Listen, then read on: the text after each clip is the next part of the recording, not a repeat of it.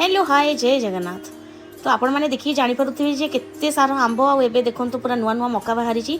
तो यहाँ आम फास्ट टाइम होती किंतु जहाँ हो मक्का को देखला पटे ना बहुत खुशी लगुच। एक्चुअली मुझे भाविक आनी यहाँ जेहेतु मैंने पोड़ी मक्काटा खाइबा बोला बट जो टेस्ट कलु ना यहाँ एक्चुअली पूरा मीठा मक्का थिला तो बहुत मन खुशी आ बहुत एक्सट्रा खुशी होगा कहीं आप देखो पूरा माने जो निज बारी में एमती मैंने मक्का होती मैंने भांगी खाइबार ए मजाटा मुझे केबे भी नहीं नथी।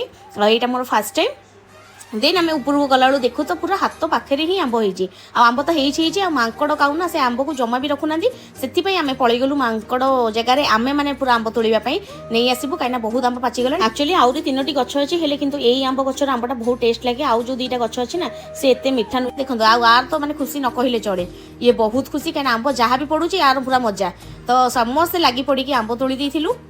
और ये आंबर जो टेस्ट ना एक्चुअली बहुत मीठा और छोट छोट आंब कि बहुत टेस्ट आपण मान आड़े आंब होती ना नहीं मत निश्चिंत कमेंट बॉक्स में जनातु जदि मो वीडियो आपको भल लगी प्लीज लाइक शेयर सब्सक्राइब कर। जय जगन्नाथ।